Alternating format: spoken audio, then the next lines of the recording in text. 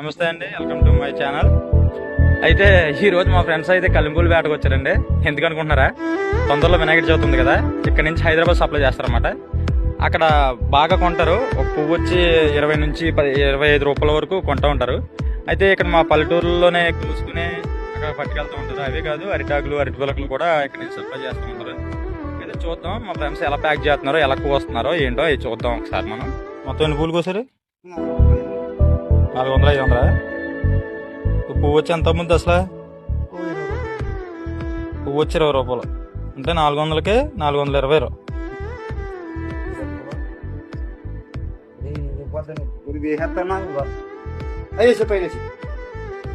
ఇవే కాదు, మన వాళ్ళు ఇంకా అరటిపిల్లకలు అరిటాకులు ఇంకా చాలా రకాలు పట్టుకెళ్తారు.